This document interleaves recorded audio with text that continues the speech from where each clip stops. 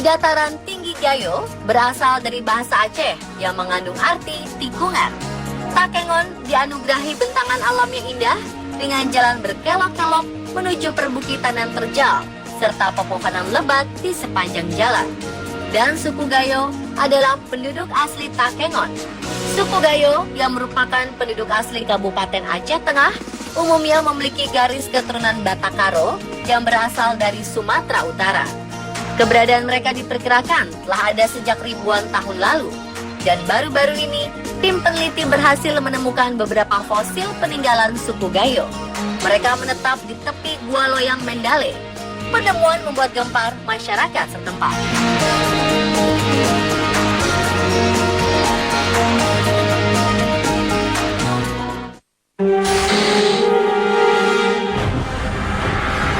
Sejak 2010, para peneliti mulai menemukan beberapa fosil berupa tulang belulang manusia di tepi Gua Loyang Mendale, Takengon.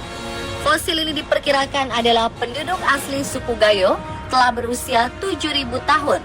Fosil ini disebut-sebut sebagai nenek moyang warga asli Gayo. Selain syarat akan sejarah, penemuan ini juga menyimpan kisah misteri di dalamnya.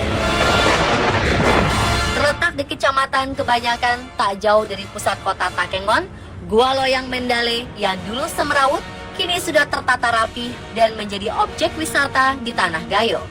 Seperti terlihat di open site Gua Loyang Mendale, kita dapat dengan jelas melihat masing-masing lokasi fosil dengan beberapa replika fosil manusia yang terpasang rapi di lokasi penemuan. Di segi kendi dan gerabah, kalau sini kan gerabah, pecahan gerabah, itu kerawang Gayo, ada ukiran kerawang Gayo itu ada di dalam kendi itu. Yang jelas sekali karena kerawang Gayonya itu tadi, ukiran kerawang Gayo itu ada. Nah, kalau tidak ada itu kita tidak berani bilang. Kalau karena ada kerawang Gayonya, maka berani kita sebut itu adalah nenek moyang kita. Sayangnya, pasca penemuan fosil tulang belulang serta beberapa artefaknya ini, banyak masyarakat setempat berniat mengambil beberapa bagian tubuh manusia Gayo ini untuk dibawa pulang. Konon, warga yang berusaha mengambil fosil atau artefak ini mendadak sakit keras. Pada tahun 2012, ada seorang karyawan yang bekerja di sini yang ikut menggali, itu membawa gigi dibawa pulang ke rumah, sampai ke rumah kesurupan. Nah, kebetulan ada orang pandai katanya gigi itu kembalikan lagi ke tempatnya. Nah, jadi udah satu malam sakit di rumah, dibawalah pulang besoknya giginya sembuh. Sejak itulah, suku Gayo percaya bahwa tidak seorang pun diperkenankan untuk membawa pergi fosil dan artefak tersebut. Jika ini dilanggar, maka akan menimbulkan malapetaka. Kami berhasil mendapatkan gambar beberapa bagian fosil asli di sini.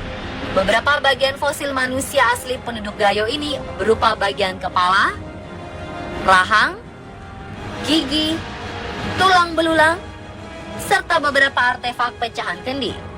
Penemuan sejarah ini menjadi tantangan sekaligus pekerjaan rumah bagi pemerintah setempat untuk menjaga Gua Loyang Mendale dan memeliharanya sebagai situs ilmu pengetahuan.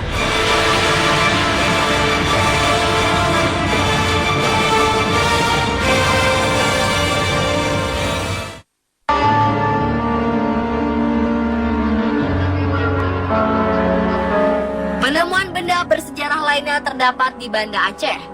Berada di bawah kekuasaan bangsa Belanda di tahun 1936, pemerintah Hindia Belanda mengubah status Aceh dari gubernemen menjadi keresidenan yang dipimpin oleh seorang residen yang berkedudukan di Kutaraja, Banda Aceh.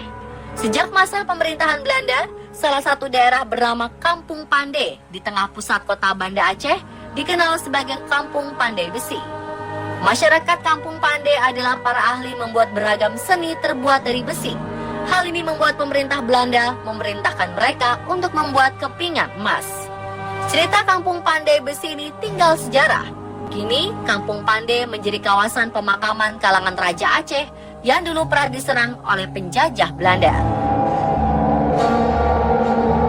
Dan sebagai buktinya, baru-baru ini di Kecamatan Kutaraja, Kampung Pande, Banda Aceh, dihebohkan oleh berita ditemukannya beberapa koin emas yang kabarnya berasal dari zaman penjajahan bangsa Belanda.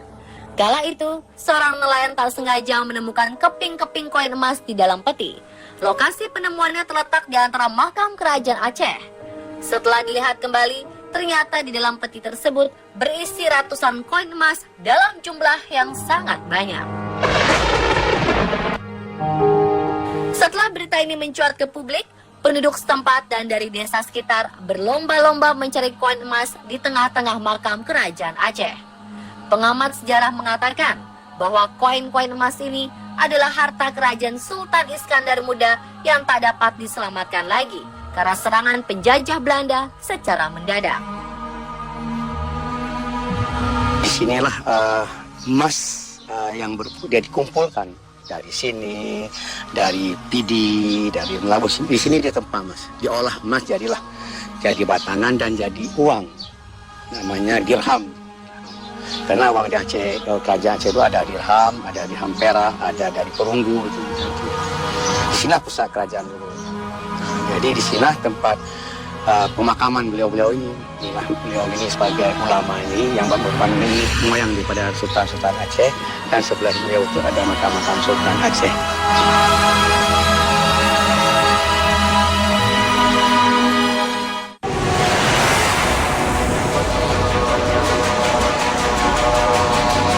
Selain koin, ternyata ada pula benda bersejarah lainnya, berupa pedang VOC.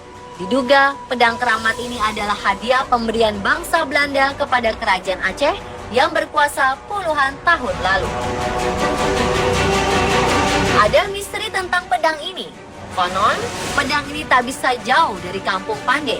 Dimanapun pedang ini dibawa atau hendak dicuri, maka pedang ini akan pulang kembali ke tempatnya. Saat ini, kedua pedang tersebut masih terjaga dan disimpan di kantor Balai Desa Kampung Pande, Banda Aceh.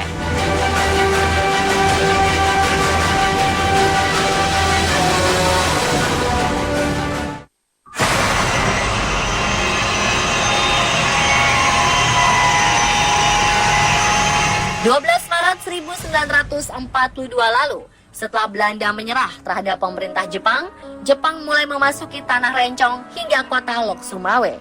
Sesampainya di Lok Sumawe, Jepang langsung membuat gua sebagai benteng pertahanan sekaligus penjara bawah tanah.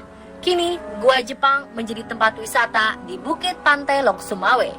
Lok Sumawe dihimpit oleh dua bukit, yaitu Cot Pangoyi dan Ramulah.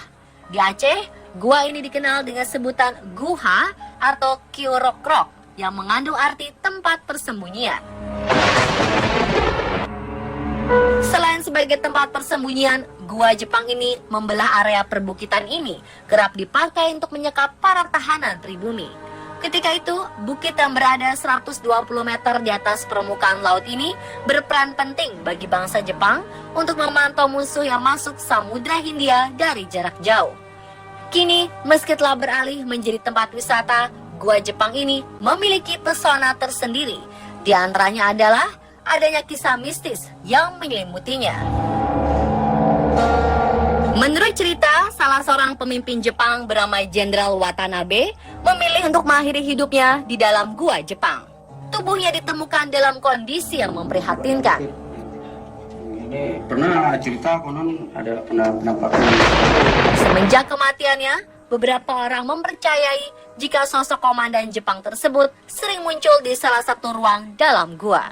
Kabarnya, seringnya kasus kemunculan sosok tentara Jepang ini membuat beberapa pengunjung yang sengaja membuat kegaduhan di sini mendapat hukuman.